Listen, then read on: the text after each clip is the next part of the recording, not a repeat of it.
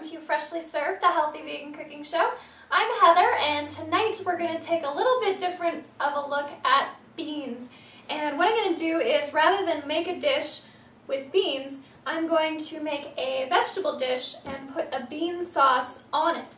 So I've chosen some vegetables that are non-starchy vegetables so that the bean sauce can be digested really nicely. So I've chosen eggplant, zucchini. I like to put these together because they're both vine plants. And then I always like to get some greens in whenever I can, so I've got some kale and an onion. So I'm going to start by chopping the onion and the eggplant. I'm going to get the onion cooking and then the eggplant first because it takes the longest. It's about hot now, so I'm going to add just a touch of olive oil to saute the onions. And I used a large sweet onion, which is more than I need for the vegetable dish, but I'm going to save some for the bean sauce. And I'll save about a quarter of the onion. Okay, the onions are just starting to soften, and because this is going to stay on heat for quite a while, I can add my eggplant right away. Now, eggplant is also called aubergine, which is the French name for eggplant. So if you see that in a recipe, there you go. Eggplants in Chinese medicine are looked at as a stimulator for blood circulation, and they help to stimulate the liver, which is a purifier of the blood. So for any blood conditions, eggplant is a good thing to eat. It is, excuse me, it is a cooling food, so this is why we cook it for so long. It also makes the texture a lot nicer, but if we cook this slowly for a long time, so I have this on just medium heat rather than a high heat, it will bring some of the heat into the eggplant and make it not quite so cooling. So I've got the eggplant just coated in the oil and mixed in with the onions. What I'm going to do at this point is put the lid on. Actually, no, I'm going to get the zucchini going first.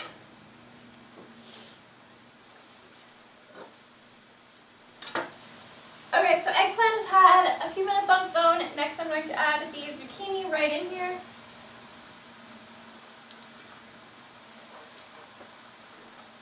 I've got it diced as well, somewhat the same size as the eggplant. I'll give that a stir, and then I'm going to let it sit for a couple minutes, and once it's had a couple minutes to just cook in the oil a little bit with the other vegetables, I'm going to add a touch of salt and then cover it up so that it can cook with its own juices. Alright, the zucchini's been in for a couple minutes. As soon as you see it start to look just a little bit soft, like it's starting to sweat a little bit, that's when it's time to add the salt and cover it up. And you're adding enough salt for all of these vegetables. So I'm doing probably about 2 teaspoons. And then just stir it all together.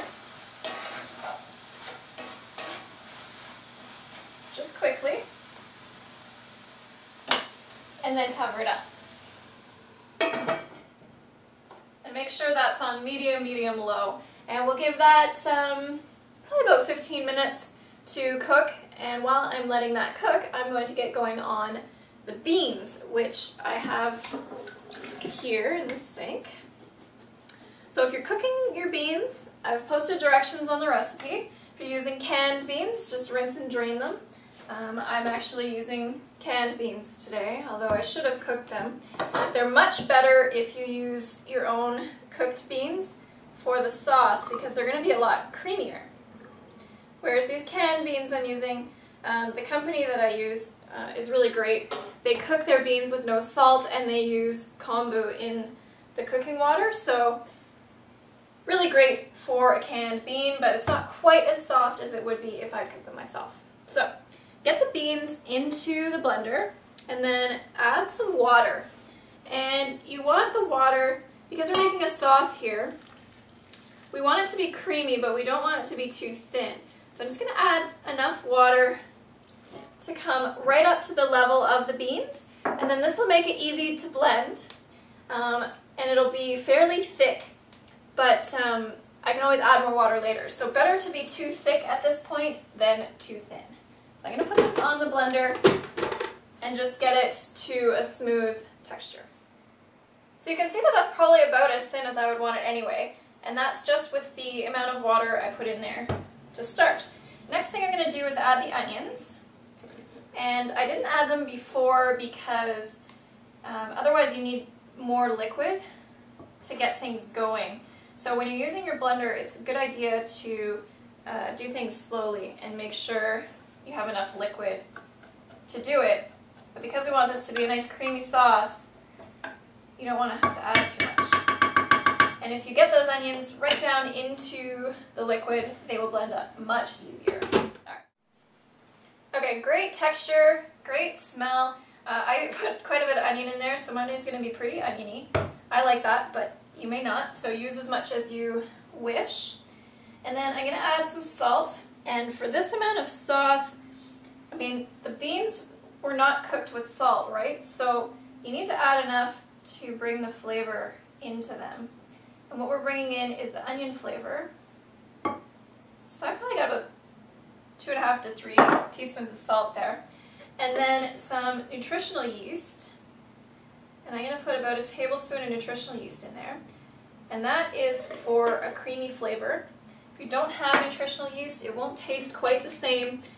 Texture will be fine, but I would try some other flavorings to add in there. And the last thing I'm going to add is some nutmeg. If I can find it. There it is. Alright, so these vegetables have softened right up. You see that there? They've also released a lot of juice because of the salt that I put in there. And so the next thing I'm going to do is add my beautiful kale. I've got a whole lot of it because Phil and I love greens. Greens are one of the healthiest things you can eat, so they help the digestion of all other foods, especially protein. So because we're having a bean sauce that's beautiful and creamy in itself, I'm putting lots of kale in here to help digest that. Okay. So once you get that stirred around and just moistened, it won't take long to shrink down. And what I'm going to do is just put the lid on for another couple minutes and let it shrink down. And I'm using cast iron, which gets very hot on the handles. So I use a towel to hold those. Okay, a couple minutes and then we'll be ready to serve it. Beautiful. See how much that kale has shrunk down? And I put a lot in here. You don't have to put that much if you don't want to. But like I said, I love kale. So that is ready to go. I'm going to turn the heat off because my cast iron pans keep the heat for quite a while. So I'm going to pour this right over the dish and get it mixed right around in with the vegetables. And because my pot is still hot, it's going to get heated. Or if you have a really shallow stainless steel pot, you could, what am I saying here? You could leave it like on minimum, just to get this sauce heated a little bit. So, beautiful creamy sauce here. I've done very little flavoring to it because I just want to accentuate the flavor of the beans and combine that with the lovely flavor of the vegetables. Alright, there you go. A beautiful fat-free creamy sauce courtesy of our beautiful white beans and some delicious vegetables in there. Lots of kale. Very healthy for your dinner tonight.